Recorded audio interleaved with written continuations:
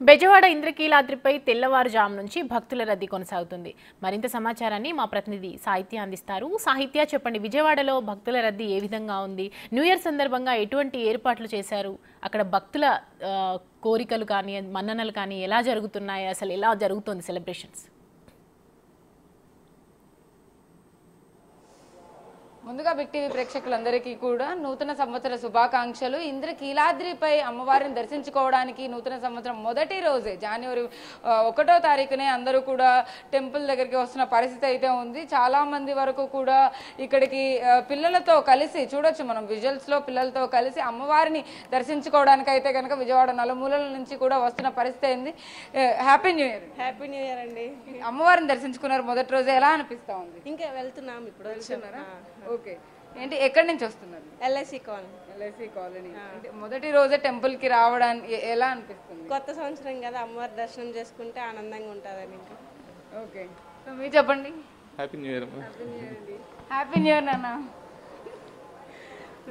చూడొచ్చు, ఫ్యామిలీతో సహా అయితే కనుక ఇంద్రకీలాద్రి టెంపుల్కి అయితే అందరూ వస్తూ ఉన్న పరిస్థితి అయితే ఉంది. ఇక్కడ ఏర్పాట్లను కూడా భక్తులు ఎవరైతే వస్తూ ఉంటారో, అంటే వాళ్ళు అధికంగా వచ్చే అవకాశం ఎక్కువగా ఉంది కాబట్టి వాళ్ళందరి కోసం కూడా ఇక్కడ ఏర్పాట్లు చేసినట్టుగా కనపడుతూ ఉంది. అదేవిధంగా ముఖ్యమంత్రి చంద్రబాబు నాయుడు 11-12 గంటల సమయంలో అయితే కనుక ఇంద్రకీలాద్రి టెంపుల్కి వచ్చి అమ్మవారిని దర్శించుకునే అవకాశం కనపడుతూ ఉంది కాబట్టి దానికి సంబంధించిన కట్టుదిట్టమైన ఏర్పాట్లను కూడా చేస్తూ ఉన్నారు.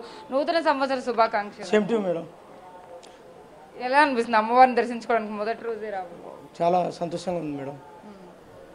అంటే 2024లో ఏవైతే అన్ని కష్టాలు పడ్డామో, లేకపోతే అవన్నీ కూడా తొలగించాలంటూ కూడా ఇన్ని రోజులు అన్ని పూజా కార్యక్రమాలు చేశారు. 2025లోకి అడుగు పెట్టాము, అమ్మవారిని ఏం కోరుకుంటున్నారు? అమ్మ ఆశీస్సులతో ఈ సంవత్సరం అందరూ లోకాసుకున్న సంస్థ భావంతో అందరూ క్షేమంగా ఉండాలని కోరుకుంటున్నాం మేడం.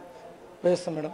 ఓకే, చూడొచ్చు మనం, అంటే చాలా మంది వరకు కూడా అమ్మవారిని దర్శించుకుని బయటకు వస్తున్న వాళ్ళు ఉన్నారు. అమ్మవారిని ఇప్పుడు దర్శించుకోవడానికి కూడా ఇక్కడ విజయవాడ నలు ప్రాంతాల నుంచి కూడా అందరూ అమ్మవారిని దర్శించుకుంటే ఇవాళ ఎక్కువగా అయితే కనుక ఫ్యూచర్లో సక్సెస్ ఎక్కువ ఉంటుంది ఇలా అందరూ అనుకుంటూ ఉంటారు. కాబట్టి దానికోసం అయితే కనుక అమ్మవారిని దర్శించుకోవడానికి తెల్లవారుజాము నుంచే ఇక్కడ క్యూలు కడుతున్న పరిస్థితి అయితే ఉంది.